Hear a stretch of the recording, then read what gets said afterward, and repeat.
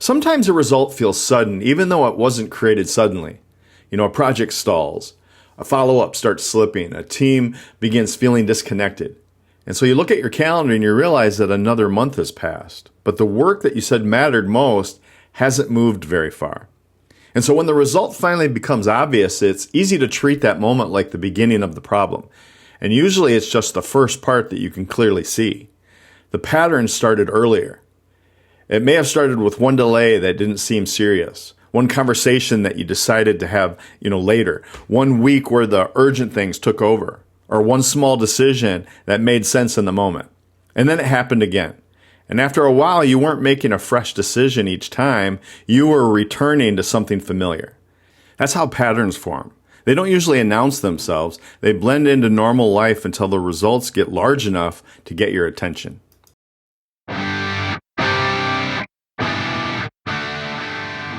So this is where we slow down things long enough to think a little clearer about mindset and leadership and the patterns shaping the way that we live and work.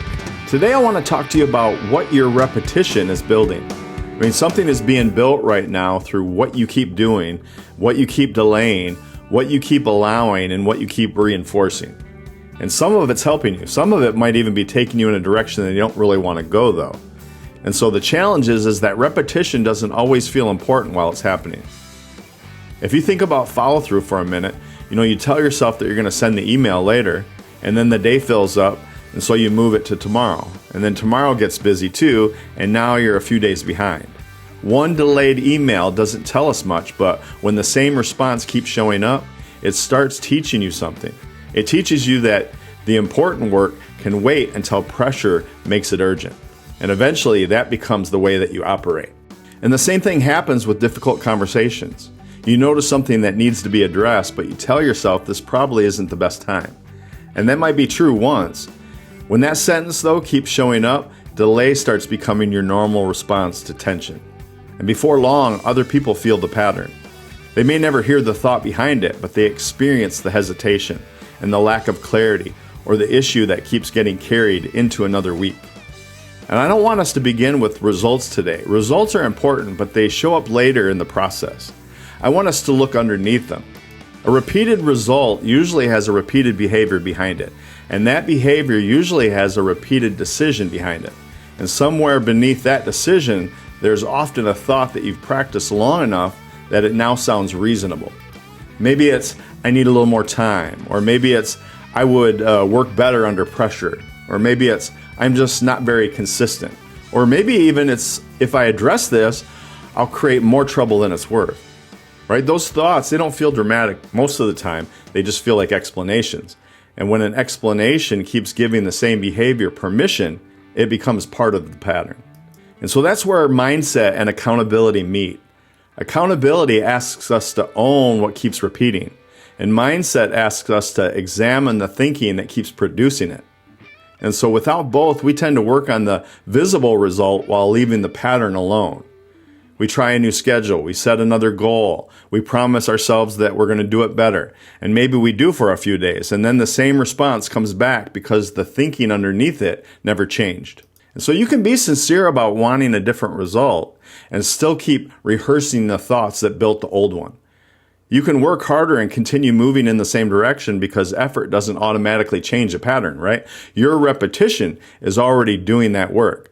And so it's shaping what feels normal. It's influencing what you expect from yourself. It's teaching the people around you what they can expect from your leadership.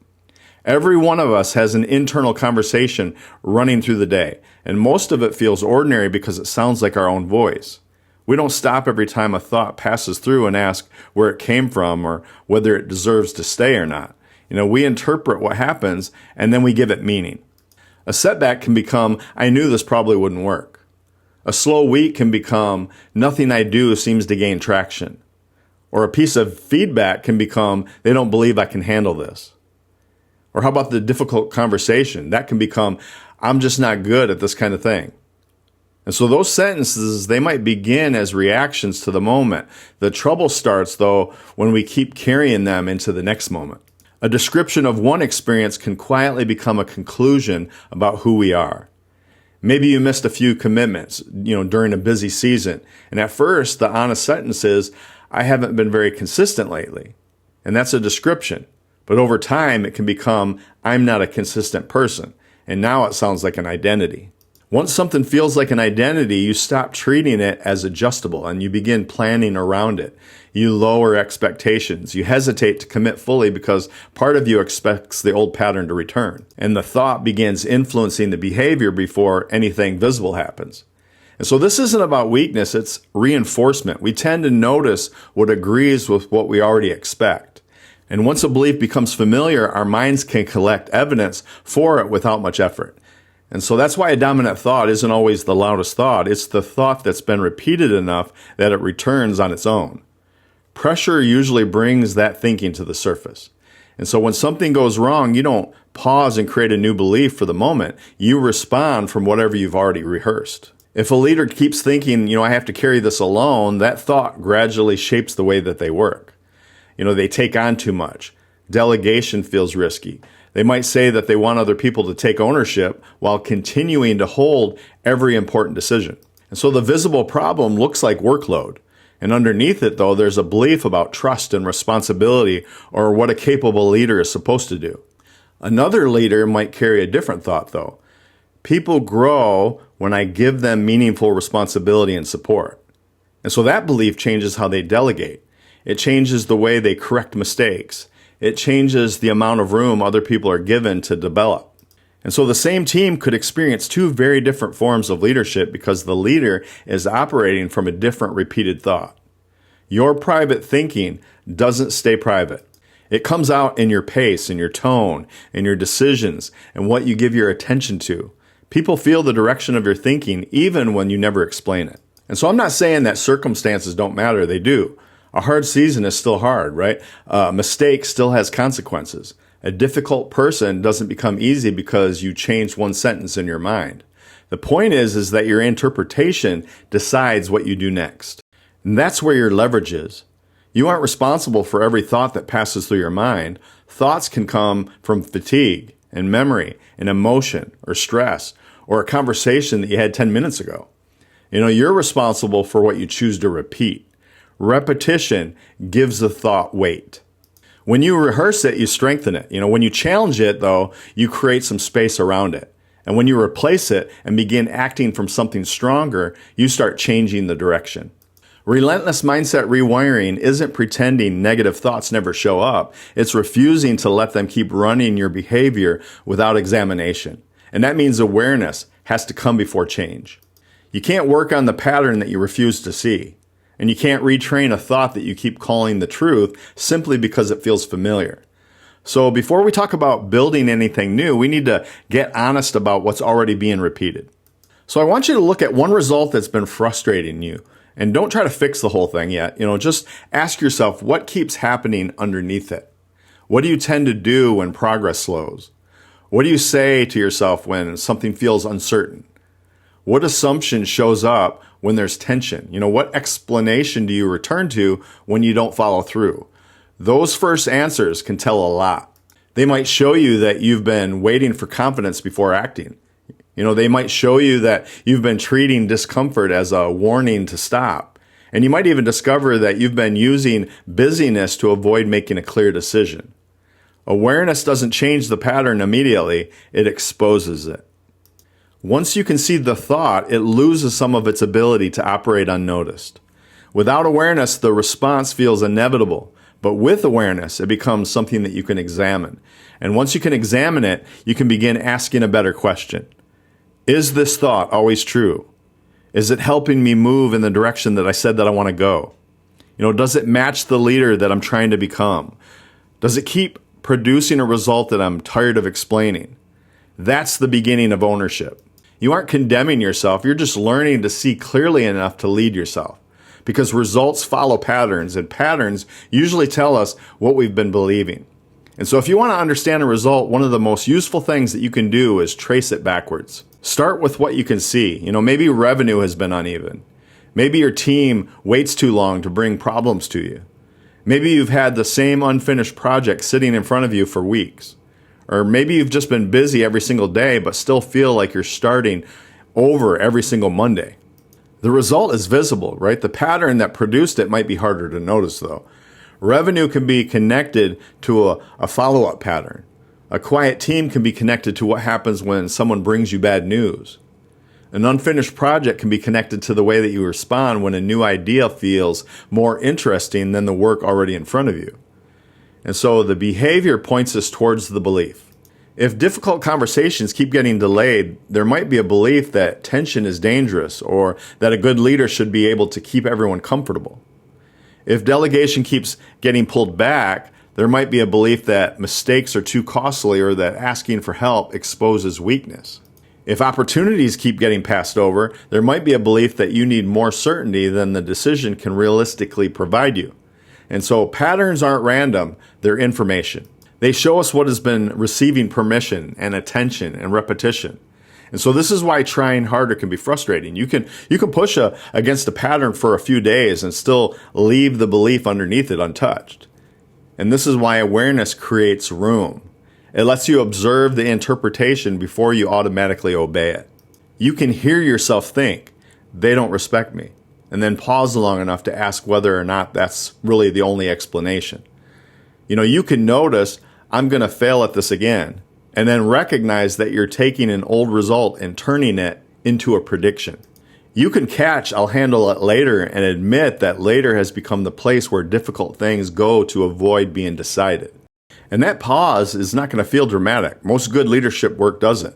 It's a small moment where the familiar response doesn't get complete control. And this is where the compound effect begins to become clearer. The thought doesn't stay in your head. It influences a decision.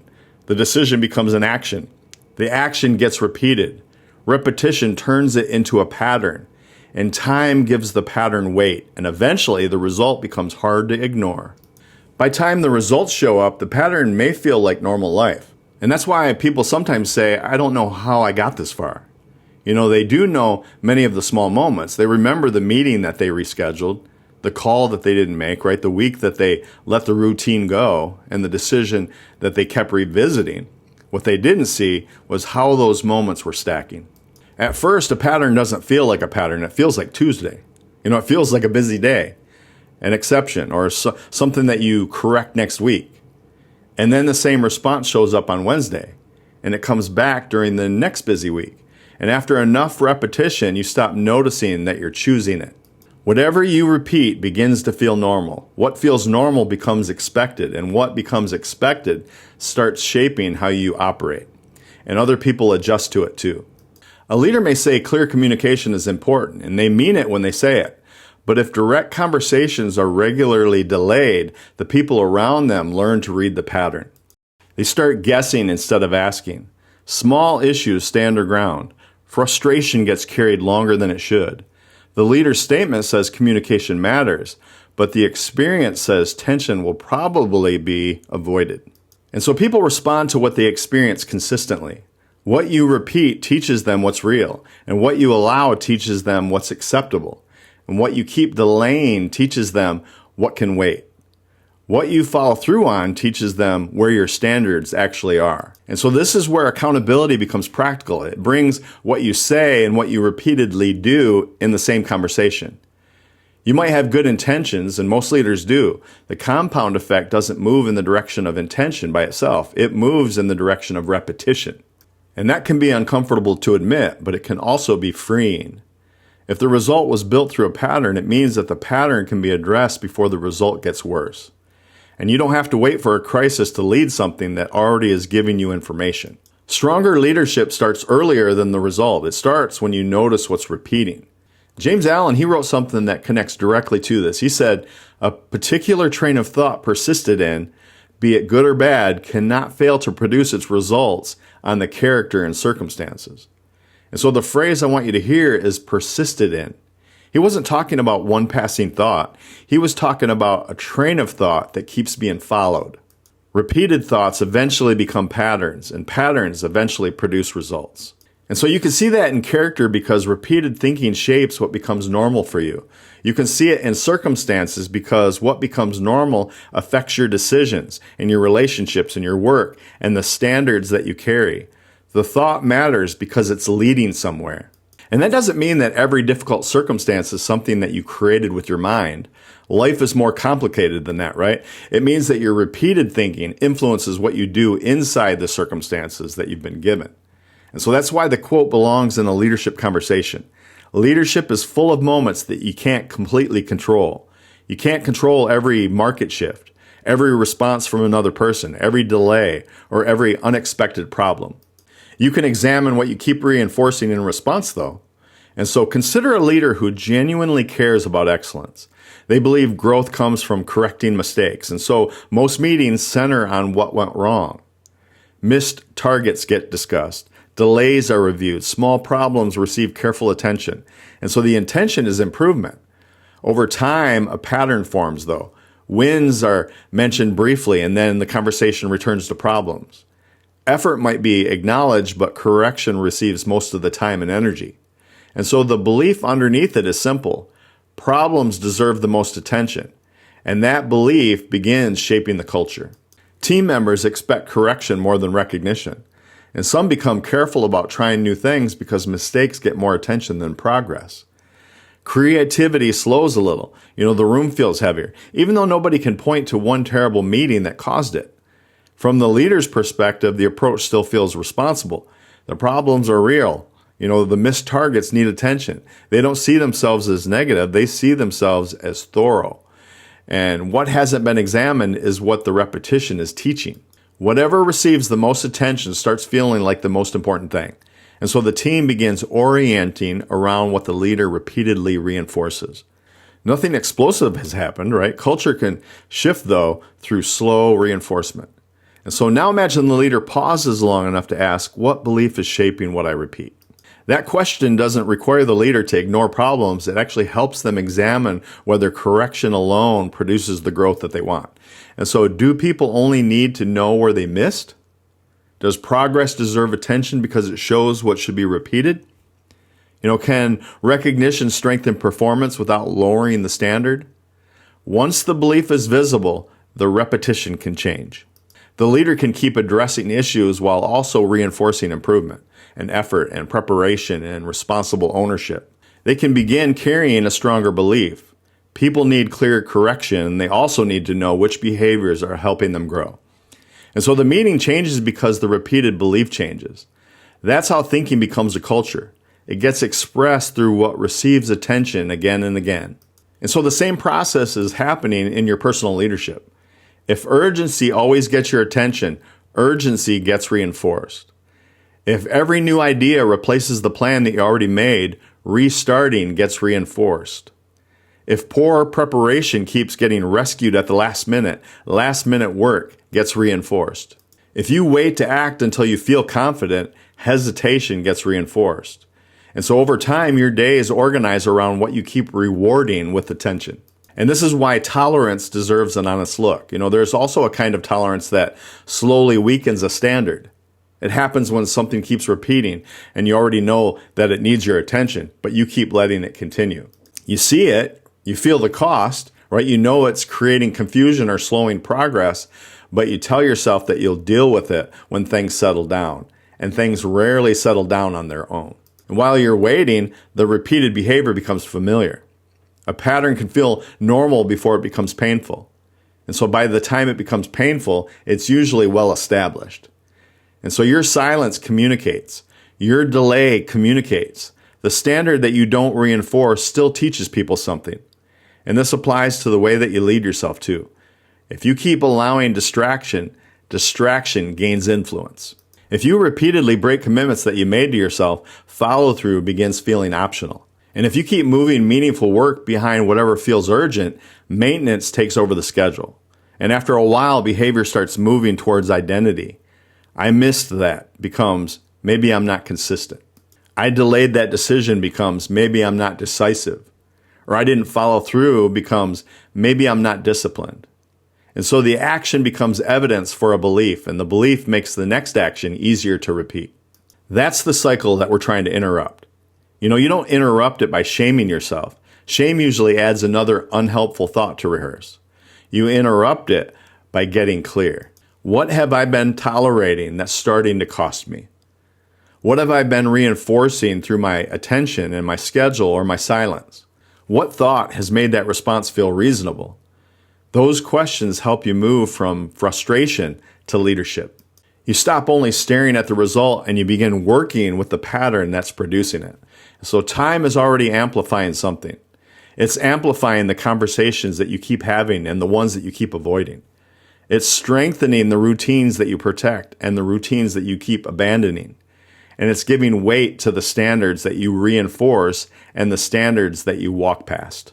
Time isn't making a judgment, it's multiplying the repetition. And so that's why small doesn't mean insignificant. A small decision can become a pattern. A small delay can grow into a standard. A small action protected long enough can begin building momentum. And so the question is, what direction those small things are taking you? Maybe you've been looking at a result and thinking that you need a major overhaul. Sometimes you do. More often, the first useful move, though, is smaller and more honest. Find the repeated thought. Find the behavior that it's producing, and then decide whether you're willing to keep letting time strengthen it. That decision is where awareness turns into training. Seeing the pattern is important, but seeing it once doesn't erase what you've rehearsed for months or years, right? You can recognize a belief and still repeat it tomorrow. You can understand why you avoid a conversation and still feel the same urge to delay it into the next time tension shows up. That doesn't mean the awareness failed. It means that the old response has practice behind it. If repetition helped build the pattern, repetition is going to be part of building something stronger. Retraining your thinking isn't pretending a sentence is true when your life gives you no reason to believe it. It's choosing a stronger, believable thought and connecting it to a reasonable action. Suppose the old sentence is, I'm not consistent. A replacement such as, I'm perfectly disciplined in everything I do, probably is not going to help. You won't believe it and your mind will reject it before you finish saying it. A stronger response could be, consistency is built through the next action, and I can take the next action. That sentence gives you somewhere to go, right? It doesn't ask you to deny the past. It keeps the past from deciding what happens next. And so then you connect the thought to behavior. You make the call. You complete the follow-up. You protect the 30 minutes that you said that you'd use for an important project. You do one small thing that gives the stronger thought some evidence. And so this is how a different pattern starts becoming familiar. The thought affects the decision, and the decision affects the action, and the action becomes something that you can repeat. And at first, the new response might feel less natural than the old one. That's expected. Familiar and healthy aren't the same thing. The old thought feels natural because you practiced it.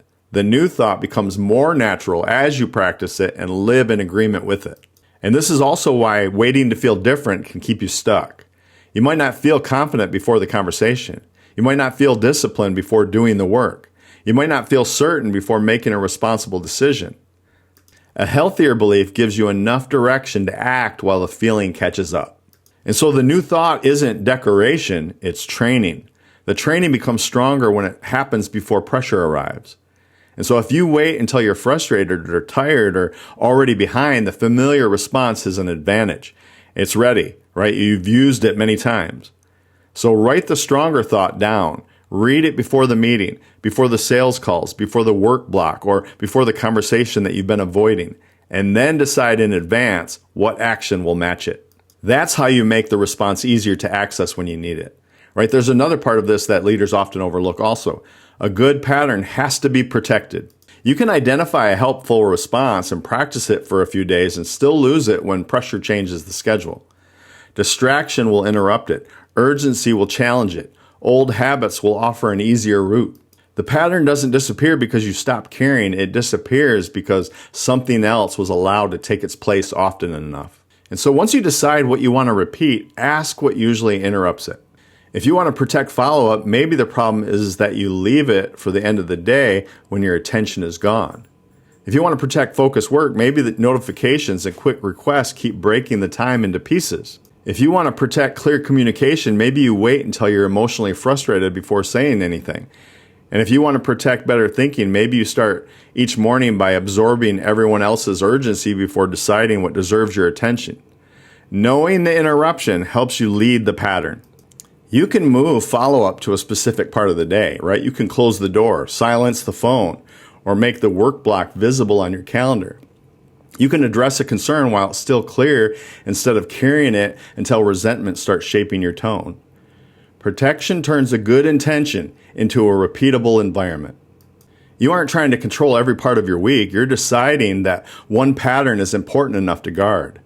That's total accountability in very practical form, right? You're owning the conditions that make your repeated behavior more or less likely. And you're also accepting that the future result is already being built inside today's pattern. A future result can feel far away. The pattern producing it is happening now.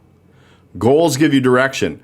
Patterns bring that direction into the day that you're actually living. And so instead of only asking, what result do I want? Ask, what would have to keep happening for that result to become more likely?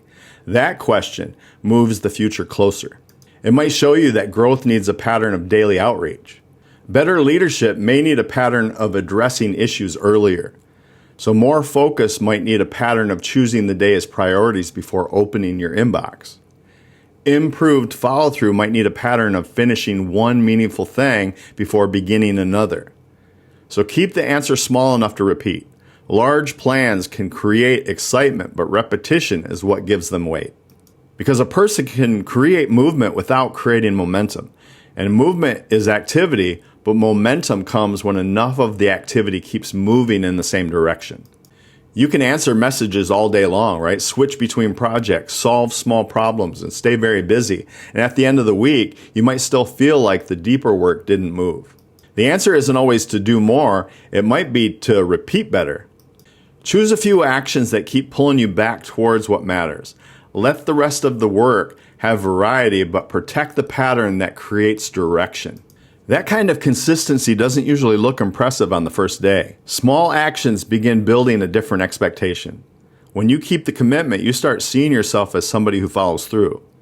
When you address the issue, you learn that discomfort can be handled. And when you make the decision, you gather proof that responsible movement doesn't require complete certainty. And so the action reinforces the thought, and the thought supports the next action. That's the cycle that you want working for you. So let's take a sip of coffee here. What have you repeated long enough that it's starting to feel like part of who you are? Don't rush past that question. You might have a sentence that shows up so often that you no longer hear it as a sentence. It just feels like you. I always get distracted. I'm not good at follow-up. I avoid conflict. I start strong and lose momentum. I'm the one who has to handle everything. Write the sentence exactly as you say it to yourself. Then separate the pattern from your identity. You might have practiced distraction, but distraction isn't who you are. You may have delayed conversations, but avoidance doesn't have to be your permanent leadership style, right? You might have carried too much for a long time, but that doesn't mean carrying everything alone is the only responsible way to lead. The pattern is real, we understand that, but the identity statement might be stronger than the evidence deserves. So once you name the old thought, choose the thought that you want to train instead. And keep it believable. Keep it connected to action. Make it something that you can use in the moment where the old response normally shows up. And then choose one action that gives the new thought a place to live. And so that brings us to this week's Clarity Challenge. Identify one repeated thought behind a result that you want to change. Write down the stronger thought that you want to train. And protect one small action that supports it every day for the next 7 days. One thought, one action, 7 days. You're not trying to repair every pattern in your life this week, right? You're practicing the process. Notice the old sentence when it shows up. Interrupt it before it automatically makes the decision.